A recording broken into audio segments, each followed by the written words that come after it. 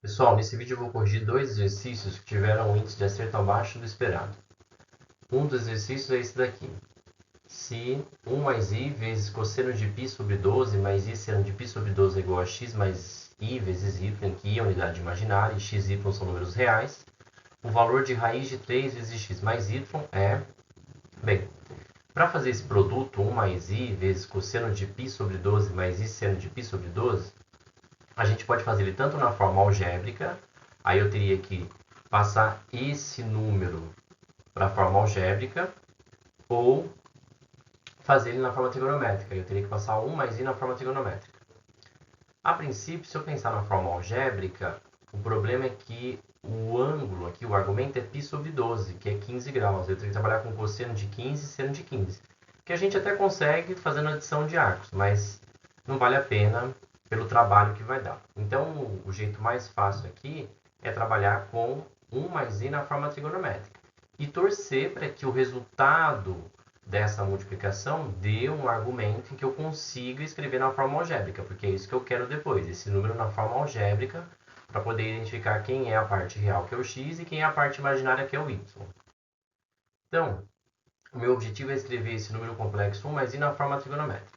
A primeira coisa que a gente vai fazer é, para escrever 1 mais i na forma trigonométrica, eu tenho que calcular o módulo.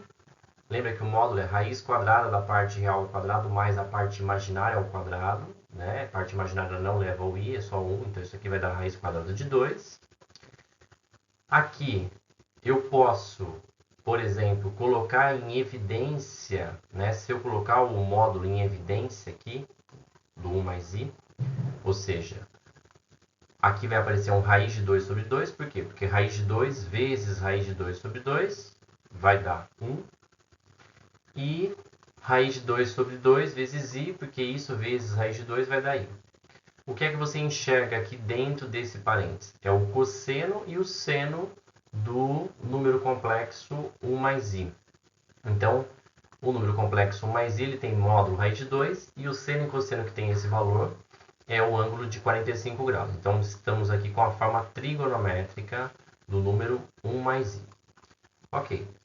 Aí, para fazer essa multiplicação, então, eu vou trocar o 1 mais i pela forma trigonométrica dele.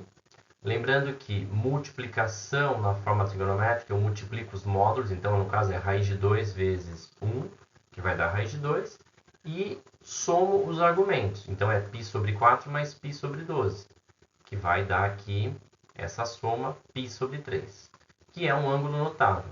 Então, depois, para passar esse número para a forma algébrica, eu vou trocar o cosseno de π sobre 3 e o seno de π sobre 3 pelos seus respectivos valores.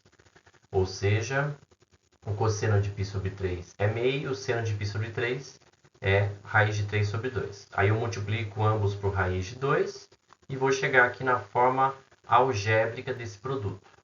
Como ele quer raiz de 3 vezes x mais y, então ele quer raiz de 3 vezes, a parte real é raiz de 2 sobre 2, e a parte imaginária é raiz de 6 sobre 2, o que resulta em raiz de 6, que é a alternativa A. Outro exercício que teve o índice de acerto abaixo do esperado é esse daqui. A figura a seguir representa um octógono regular com centro sobre a origem do sistema cartesiano. Se o vértice A desse octógono tem a abscissa x igual a 8 e ordenada y igual a 6, conclui-se que a ordenada do vértice B é ok. Então, o que acontece para eu sair aqui do vértice A e chegar no vértice B?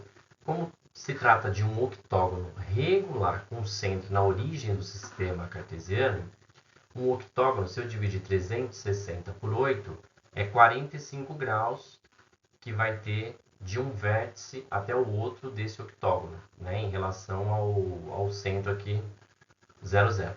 Ou seja, o A, se eu rotacionar ele 45 graus no sentido anti-horário, eu vou chegar no B.